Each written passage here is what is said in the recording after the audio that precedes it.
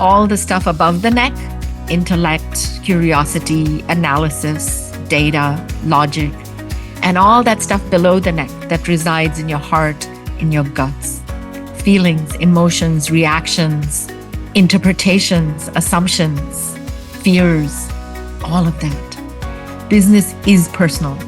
If you simply go forward leading as though it isn't, you're likely to leave behind a lot of people. Welcome to Leadership, the podcast where leadership meets real-world insights. In each episode, you can eavesdrop on exclusive conversations with top thought leaders, best-selling authors, and experts in leadership, communication, relationships, culture, and everything else that shapes your effectiveness in the workplace and in your personal life. Leadership is here for you. Now, here's our host, himself a seasoned coach and best-selling author, Dr. Roger Dean Duncan. Hello, everyone. Thanks for joining us for this episode of Leadership. Let's begin with this recent quote from a prominent business professor. "We would never entrust an airplane to someone without pilot training or ask someone off the street to perform delicate surgery. Why then do we hand the job of manager to people, then ask them to figure it out? The result, predictably, is that we have a deluge of pressured, frantic human beings who are mystified that their good intentions and hard work aren't turning into good results." Does that sound familiar? It certainly does to my guest for this episode. Sabina Nawaz is an elite executive coach. She advises C-level executives and teams at Fortune 500 companies, government agencies, nonprofits, and academic institutions around the world. She teaches faculty at Northeastern and Drexel universities. During her 14-year tenure at Microsoft, Sabina went from managing software development teams to leading the company's executive development and succession planning efforts for more than 11,000 managers and nearly 1,000 executives, advising Bill Gates and Steve Ballmer directly. Sabina's work has been featured by the Harvard Business Review, Forbes, Inc., Fast Company, NBC, and many other prominent media outlets. Her latest book is titled, "You're the Boss. Become the manager you want to be and others need." Sabina, welcome to Leadership. Thank you so much for inviting me, Roger. Happy to have you. As you well know, some managers become superstars while others crash and burn. What seems to be the make a difference factors?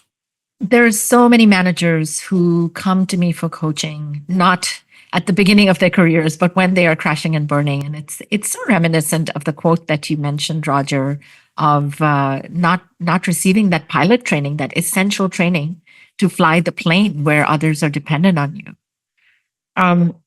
One of the key pieces that makes a difference is the capacity to actually stop and remove the blinders, to recognize that the higher you go, the less you know. Let me say that again. The higher you go, the less you know. The less you know, not because you're wired for ignorance, not because you don't want to know. I'm talking about people who are very successful, who are open to feedback, who are asking for feedback, but the higher we go, the less people are inclined to give us that feedback. Right. And I think that makes a big difference in those who succeed and those who stumble by recognizing that. Yes. And doing something different than simply asking for feedback. And then, of course, a lot of managers have blind spots about their blind spots. It doesn't occur to them that they have a blind spot. What are some of the most common myths that people have about being a boss? Well, there are many, and in You're the Boss, I highlight a few specific ones. One is that business isn't personal. That's a myth. We are dealing, at least till now, with human beings, not automatons. And human beings come bundled with all the stuff above the neck, intellect, curiosity, analysis, data, logic, and all that stuff below the neck that resides in your heart, in your guts. Feelings, emotions, reactions, interpretations, assumptions, fears, all of that. Business is personal. If you simply go forward leading as though it isn't, you're likely to leave behind a lot of people. That's a pretty big myth around leadership and being a boss. Well, we can be certain that the people we lead certainly take things personally Yeah. because they're people. Yes. Now, I've heard you say that the riskiest time in a person's career is when they get promoted. What's the key to thriving instead of diving? Let me unpack that a bit for the listeners, Roger, which is why is it the riskiest time? Often, when we are promoted, we haven't changed, but our position has changed. Our perch in the organizational hierarchy has changed. When that happens, the thing that we consider a strength that may have even propelled us to that position, is now looked at very differently and usually less charitably by the next that are training up. For example, let's say that you have paid a lot of attention to detail. And it's a great trait. But I'm sure you can guess, Roger, what would people looking up perceive that as? It sounds like micromanaging. It totally does, doesn't it? Right. So you haven't changed, but now they're like, oh my gosh, would you look at that control freak micromanager? Let's say that, and let's look at some less obvious ones. Let's say that you're strategic. It can be seen as being manipulative. Let's say that you are calm. People are going to think, is she passionate about anything at all? Does she care? And on the flip side, you express your passion. You're very expressive. Now people are going to say, oh, would you look at him? He's so emotional. How is he going to get anything done? So these stories get made up. These views get created about our very strengths. And to go back to your question, how do you offset that? You offset that by putting yourself in those shoes. So write down the 1 or 2 superpowers that have gotten you here. Now, pretend that you are an employee 3 levels down. Pretend that you are actually an employee of a colleague of yours. Pretend that you are someone from the outside. What would they say? How would they describe this strength? Back to your blind spots can be your blind spots. This would be an investigative mission to start to unearth that. Those kind of questions could open up some very productive conversation, I'm certain. Now, in a recent Wall Street Journal piece that I read, you said that you advise your coaching clients to be explicit about their ambitions for future promotions and to ask their own managers what it will take to advance. What's been your own personal experience with that course of action? Oh, we're going to get personal now, huh? Well, sure. Yes. Now, you have to be cautious about how you frame that, and who you are changes how you frame it as well. There are gendered considerations, for example, that we've all read about, and how is that going to show up? You want to make sure, look, if you're under pressure, your boss is also under pressure. In fact, more pressure than you likely. Mm-hmm. So you want to make this not a burden or an obligation for them of, oh, I'm expecting to get promoted tomorrow and you better tell me how to do it. It's more, I'm thinking about my career. These are the things that excite me. I believe I have headroom to grow over time as I think about my career and doing an excellent job in the job I'm in. Never indicate that you're not going to do that. What would you say are some ways in which I might increase my chances of getting promoted? So this has happened to me a few times. And I'll take an example of when I was working as a test manager. I was responsible for 10 different products, such as Internet Explorer, parts of Windows, so major products. I was already pretty senior. And I told my manager, I would like down the road to take this other path around program management. It wasn't explicitly a promotion, but it would get me to more promotions. I think I had become as senior as I could in this particular line of work, in this function.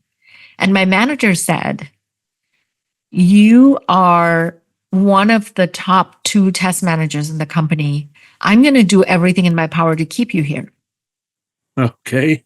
And wow, I thought, oh my gosh, that's a problem. I have fallen into what in the book I call the sole provider trap. I have been seen so much as the sole person who's providing this value, not given enough visibility to my team, that now I'm stuck. I'm a victim of my own success. So for me, that actually set me back some time, but it was great because it allowed me to really build up my team, which was already excellent, and showcase their skills and their strengths to leave that organization in really, really good hands, which I already knew I would be doing. But now my supervisors thought the same thing. They had the confidence in the team and my direct reports before I made that transition. It sounds like the only problem with that conversation is that you might have had it earlier. Exactly. Yes, it definitely slowed things down for a bit. But, looking back at my career now, You did it's fine. fine. It was just fine. And there was a lot of positives from there. I wouldn't have learned that lesson. And oh, by the way, that lesson then helped me get promoted faster in subsequent jobs. Because I knew that I always, when you get promoted, have an exit strategy. Otherwise, you're not going to get promoted next time. Yes. Well, and then, of course, the experience you had gives you great credibility for coaching people who have some of the same challenges that you had then. Sure. You have Sure. you have a credible story to tell, a case study. Now, in today's workplace, burnout is becoming increasingly common. Nevertheless, some people seem to regard busyness as a badge of honor. What's the key to avoiding that trap? I mean, one question to stop actually is how many times, Roger, in small talk, have people come up to you and said, "How are you doing? Are you busy? Are you super busy?" Right? And so you could actually stop asking that question of other people, first of all, so that it starts to get away from the vernacular. It's almost like that's how we identify ourselves, the people who are busy versus the people who are not busy. And if you're not busy, you're yesterday's goods. Right. Why are you there? Exactly. Whereas you listen to the story of Ariana Huffington, for example, who said that when she was super busy, at one point she was so exhausted that she fell asleep on her keyboard and she broke her jaw Oh, from that. Yes. Yes. And it took her a fractured jaw to have a coming to terms with this busyness trap. Another way to offset this busyness trap is to create what I call a time portfolio. Roger, we say that time is our most valuable asset, but do we really treat it that way? Some of us have money portfolios, where we decide how much money we save, and the money we save, how do we invest it, how much we spend, on what do we spend it, and so on. Time is no different. Budget it, allocate it. So you could create these buckets where you're spending your time. yes. For example, let's say you're a manager, you might have a bucket about the time I spend to manage my people. You might have another bucket where the time I need to spend for my boss, attending her staff meetings or whatever that needs to be done. There's time to spend reviewing the work. Maybe there's a chunk of time on email and communications, and another chunk on external presence, representing my company in conferences and steering committees or what have you. So now we've got these chunks of time. Look at roughly what percentage of time are you spending in each of these. Decide where that needs to shift. For example, if you're spending, say, 30% on email and communications, and you want that to go to 20%, well, then a mistake would be to immediately go, all right, tomorrow I'm going to go to 20%. We know that's not going to happen. That's like New Year's resolutions for most of us. Right. Right. So go from 30 to 28. What's one small step? What's one micro step you're going to take? For example, I'm going to turn off notifications so I don't get distracted every single time a new message comes in. So a time portfolio can help you take out the busyness, because now you're more intentional. You have a North Star and you're going to be more intentional about where you spend your time. It becomes less about the light and more about the heat, less about the activity, more about the impact of that activity. Yes. Well, that requires some real introspection and being honest with yourself. That is the hardest part of this, or of any of the practices to become a better, not just a better manager, but a better human. Sure. Is to be able to be brutally honest with yourself. But when you can be honest with yourself, you're rewarded with transformation. Not like a personality transformation. You still get to be you. Sure. But it transforms how you work, your relationship with work, but more importantly, your relationship with other people. Self-awareness seems to be an issue that touches on everything we do in the workplace and in our personal lives. Hey there, Leadership listeners. We have something special for you. As a thank you for tuning in, we're offering you a free copy of Roger Dean Duncan's award-winning best-selling book, Change Friendly Leadership. In this book, you'll discover a proven framework for leading change that people will actually buy into, without all the stress and resistance that often stand in the way. You'll also learn powerful strategies to improve relationships both at work and at home, creating a healthier, more productive environment for everyone. To claim your free copy, just head over to changefriendly.com. Don't miss out on this opportunity to transform your good intentions into great performance. Again, grab your free copy of this best-selling book at changefriendly.com. Now, you advocate the power of what you call blank space, temporarily stepping away from work to reset your mind while amping up your creativity. Can you explain how that works? This is a powerful tool where, in the book, I talk about how it's not power that corrupts, it's pressure. And then power distances us from understanding how our behaviors under pressure are impacting other people and tanking productivity.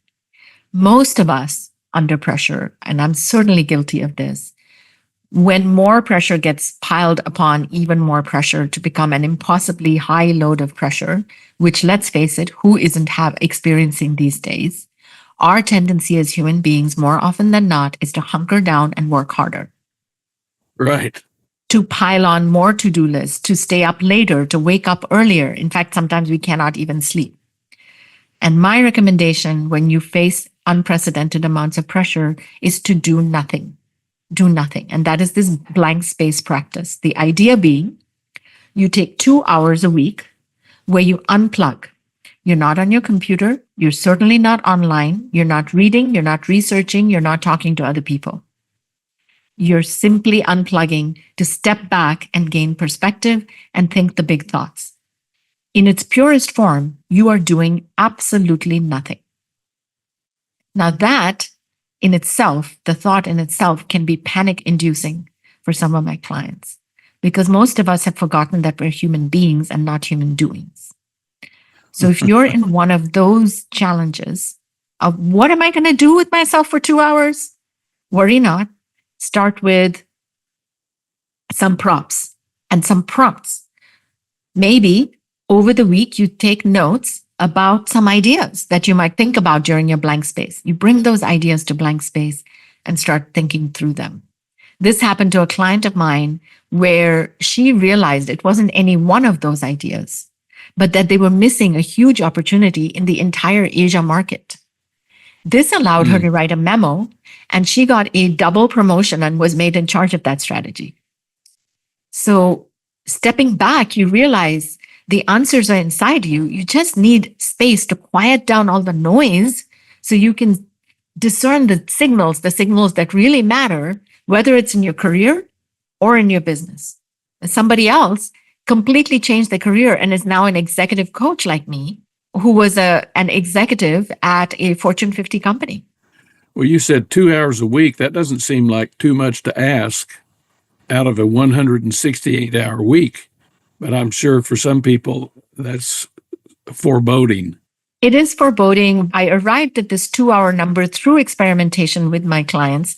The early guinea pigs of this, we were trying out 4 hours. That ended up being too much. It was really hard, practically speaking, to carve out 4 hours. But what I found was that no matter who you are, what your position is, how busy you are, over time, given enough discipline, you will be able to carve out 2 hours. 2 hours is helpful because the first hour often is spent in our monkey mind, swinging from branch to branch of our to-do list. Yes. Oh, I forgot to leave the key out for the dog sitter. Oh, I really have to respond to this message, and so on. So it takes a while for us to quiet down that noise before we can start to tune into the things that really matter. Speaking of habits, to build good habits and recalibrate one's thought processes that help produce good results, you suggest creating a so-called yes list. Tell us about that. A yes list is based on two principles. One, what gets measured gets done. And two, that we are more motivated and likely to do something on the face of success, on a face of feeling we've achieved something. A yes list comprises 3 to 5 actions you intend to take every day to improve on habits, whether those are about your well-being, about you being up to speed on what's going on in the industry, or about how you manage. At the end of each day, it will take you probably 20 seconds to simply say yes or no for each of those 3 to 5 things. Now, I go to the next day with this gold star on my forehead going, yeah, I did that. Now I'm going to do it again. Now, paired with the yes list is this concept of micro habits. If the items in your yes list are too big, you are not going to do them, most likely. So you want them to be so small, so ridiculously small, that it would take you more time to say, no, you didn't do it, than doing it. Here's an example. Let's say that you want to get fitter, but you're not going to the gym at all right now.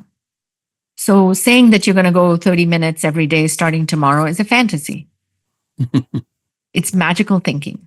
Instead, so when I talk to my clients and I go, yeah, that's not going to happen. I'm not buying it. What are you going to do? And they go, okay, well, maybe I'll do 10 minutes of something. And I'm going, yep, nope, that's not going to happen. I'm not going to buy it. What are you going to do? And I keep getting them. It's like a limbo contest. Keep go lower and lower and lower. The only way to achieve and overachieve in this is to underachieve until they finally arrive at one jumping jack or one push-up. Because then they have this little laugh that's accompanied with it. So if you're thinking about a micro habit, get it to the point where you're laughing a little bit. And then you know it's ridiculously small. You're much more likely to do it. I'll tell you a personal example because you asked me a personal story earlier. For 20 years, I wanted to be a runner. And I never got there because I always wanted to do that 30 minutes in the gym thing. For 20 years, I kept fooling myself until I started with a micro habit, 0.1 mile at a time increment in running practice. After a year and a half, 2 years of doing that, I've run 3 half marathons and I'm now training for my first full marathon. Wow. It Amazing. would not have happened if I wasn't doing it 0.1 mile at a time. That's how small your increments need to be. It reminds me of my grandfather who said about various things, yard by yard, it's hard, but inch by inch, it's a cinch. Oh, that is a beautiful saying. Exactly. Exactly. That can apply to so many things. Now, effective communication is critically important for someone who's charged with managing others. To help with communication, you use a so-called mapping tool. What exactly is that and how does it work? Now, remember, power is the great divider where we don't know. It's like a broken volume knob, and we don't know how people are really feeling. When it goes upward, it's muted. It's milder than what people are actually experiencing. When it goes downward, it's louder, and people think, oh my gosh, they're gunning for my job, my bonus, my whatever. They take it personally, and it's way more amplified than it is. The mapping tool is a way to break down that power gap. It's a way to give people a user manual of you, if you will. So because people love to make up stories about what the person in power is thinking, particularly what they're thinking about me. So let's say the manager has a rather severe resting face, which I do as well. What if the manager said, hey, frowning is my thinking face. So when I'm frowning, I'm actually thinking. It has nothing to do with my reaction to whatever you're saying. Let's say that they are less communicative in the morning. They might say, I'm not a morning person. Don't schedule meetings with me before 10 a.m. What if they like to think out loud?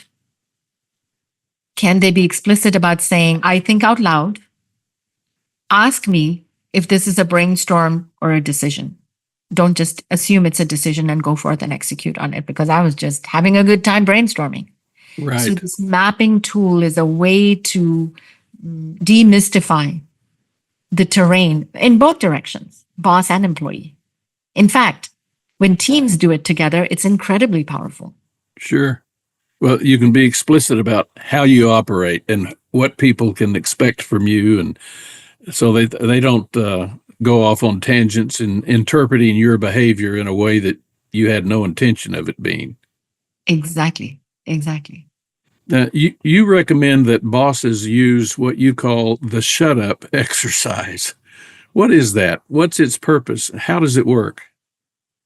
One of the things that really gets in the way of creating an entire team that can think independently, be creative, come up with more than one way to do something is by bosses over-speaking, over-participating. As a boss, if you come into a meeting with a first draft saying, oh, this is just a brainstorm meeting, but I thought we'd get more efficient by coming up with the first draft, you're only going to get lipstick on the pig. You're going to get marginal comments at best. Everyone's going to say, that's great. If you're the first one to pipe up with ideas, no one else is going to argue with your ideas. So one part of the shut up exercise is to be the third, fourth, or fifth to speak, not the first or the second. See what others come up with. Is your goal to demonstrate that you are the smartest person in the room and the font of all ideas? Or is your goal to allow others to leave thinking they contributed, they were smart, and now they want to be even smarter and continue to contribute? It's about psychological safety. Create an environment where people can be themselves. Yes. They're in the room because they're smart. Yes. Right? So let them be smart. Exactly. And even if as a boss, you're the milk of human kindness, the psychological safety in the room is compromised because of your position. Yes. So you can't just say, oh, but I'm a nice person. I'm really empathetic and kind. Good for you. Great. That's not going to help you get others' ideas in there if you're the first one to speak. Right.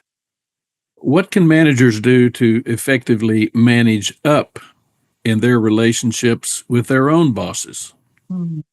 Well, going back to this, us making up stories about our bosses and making more dire or personally directed at us, and then it really gets in the way of our effectiveness.